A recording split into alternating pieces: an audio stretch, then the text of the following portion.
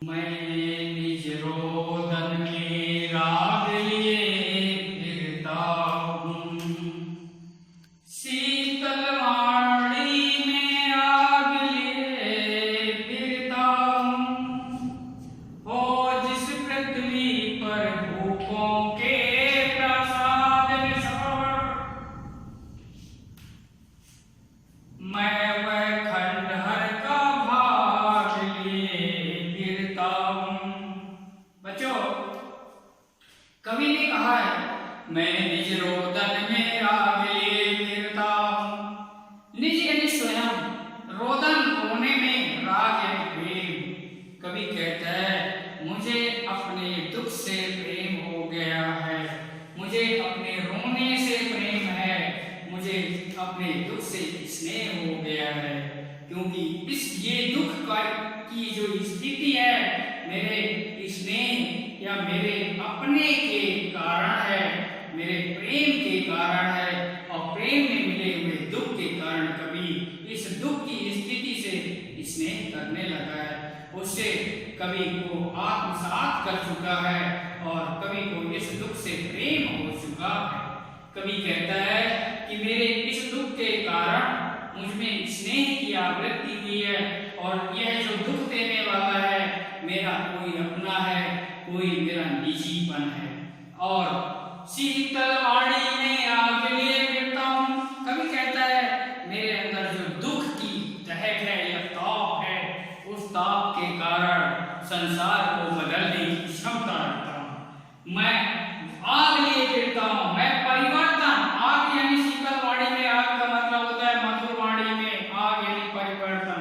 कवि कहता है कि इस वाणी के कारण मैं संसार में परिवर्तन प्राप्त करता हूँ। इन दोनों पंक्तियों में कवि ने विरोधाभास प्रकट करते हैं।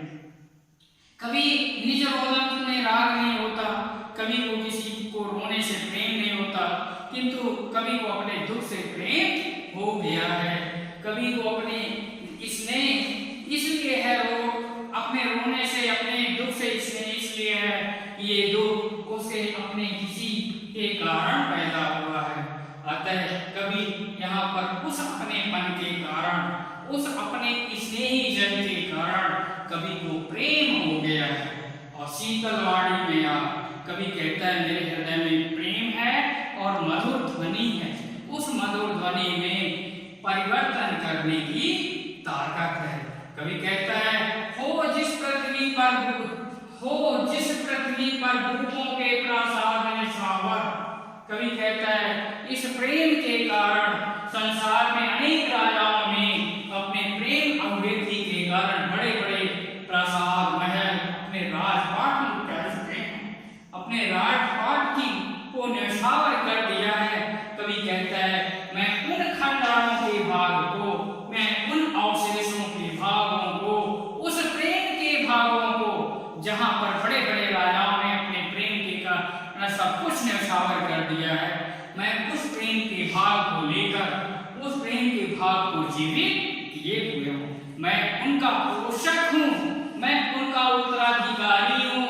कवि कहते हैं मैं प्रेम का उत्तराधिकारी हूँ। मैं उन बड़े बड़े राजाओं, महान राजाओं के प्रेम को आगे बढ़ाना चाहता हूँ।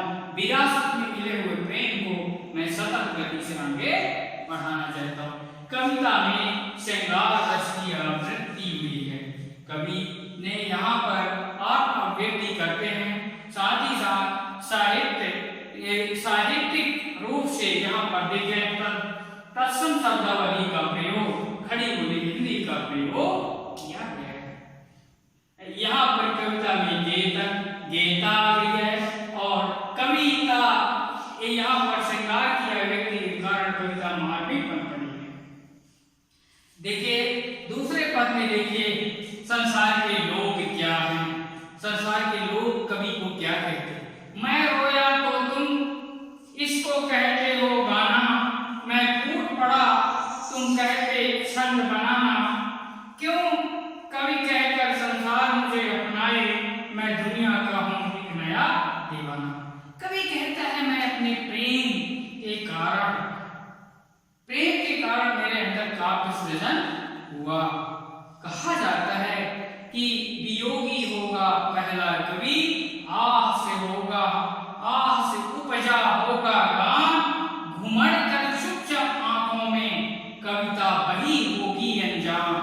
कवि यहाँ पर कहते हैं कि प्रेम के कारण काव्य की आवृत्ति निष्पन्न हुआ है। काव्य सृजन प्रेम के कारण होता है। प्रेम की वियोगावस्था, वियोगावस्था, वियोग है, वियोग श्रृंगार की आवृत्ति हुई है। यहाँ पर वियोग श्रृंगार की आवृत्ति होने के कारण, वियोग अवस्था के कारण कवि के अंदर काव्य सृजन के भाव पैदा हुए। बच्चों, वाल्मीकि महाकवि वाल्मीकि ने रामायण का सृजन क्यों कर दिया? उसका एक कारण है, वाल्मीकि के अंदर वियोग पैदा हुआ, दुख। कैसे? कहा जाता है कि तमसा नदी के किनारे वाल्मीकि ब्रह्मा भट्ट नहा के वापस लौट रहे थे और उसी समय एक बहेलिए ने क्रौंच पक्षी का वध कर दिया। जुड़वा पक्षी थे और उन जोड़े में से एक का वध कर दिया। तो वाल्मीकि वध होने के कारण बड़े द्रवित हो गए, दुखी हो गए और अकस्मात उनके अंदर दुख के कारण क्रोध फट गया, क्रोध फूट पड़ा और उन्होंने बहेलिए को श्राप दे दिया। उन्होंने कहा मां निषाद प्रतिष्ठाम तुम गमः शाश्वती समा यत् क्रौंच मिथुनादेकम माधवी काम मोहितम।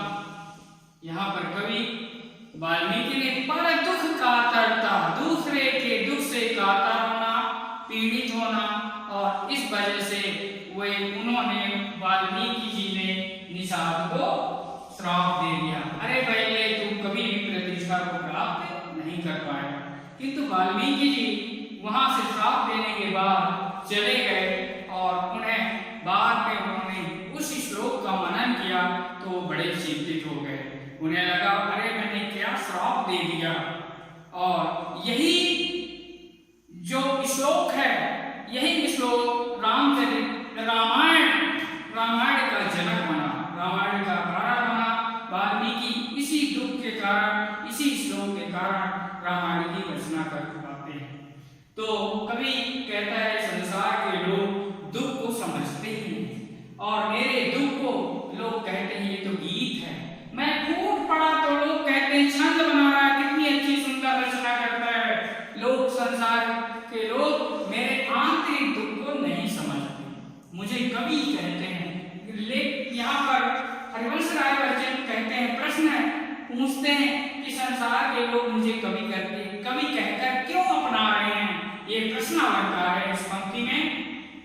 कवि कहते हैं, हरिवंश राय बच्चन जी कहते हैं मैं तो दुनिया का एक नया दीवाना हूँ, मैं प्रेम का दीवाना हूँ। इस कविता में प्रेम की मस्ती छाई हुई है, प्रेम का पूर्ण परिपाक हुआ है, प्रेम की आवृत्ति भी है।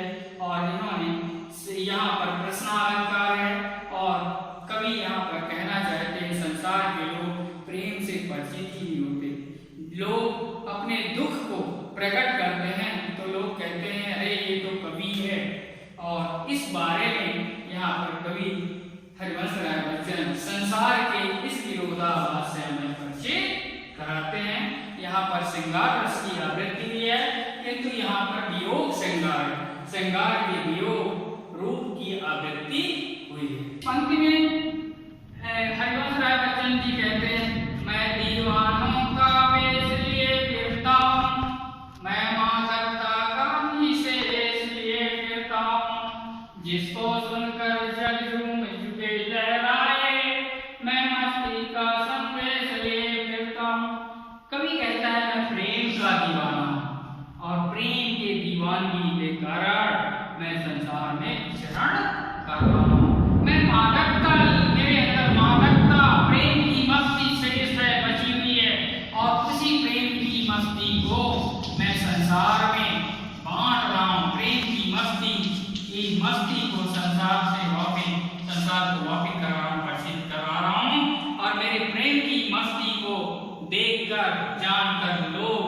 झूम उठते हैं, झुक जाते हैं, लहराते हैं, आनंद लेते हैं। और कवि कहते हैं मैं संसार में प्रेम और मस्ती का संगीत दे रहा हूं। यहाँ पर कवि एक स्पष्ट करते हैं जिस तरह मीरा प्रेम दीवानी, तेरी मैं तो प्रेम दीवानी, मेरो दर्द न जाने कोई। मीरा कृष्ण के प्रेम में मग्न हो गई और कृष्ण के प्रेम में इतनी मग्न हो गई कि कृष्ण को पति रूप में भी स्वीकार किया। और पति रूप में स्वीकार करने के पश्चात बताया जाता है बच्चों कि कृष्ण की प्रतिमूर्ति में, कृष्ण की पाषाण मूर्ति में यहाँ पर मीरा समाहित हो गई थी, तिरोहित हो गई थी, ऐसा बताया जाता है। तो प्रेम में क्या नहीं होता, प्रेम के कारण क्या नहीं हो सकता। प्रेम में तो ईश्वर प्रेम में ही निवास करते हैं, ईश्वर प्रेम के दीवाने हैं। और कवि कहते हैं कि तो मैं प्रेम का दीवाना हूं, प्रेम की मस्ती का संदेश संसार में प्रचारित और प्रसारित कर रहा हूं।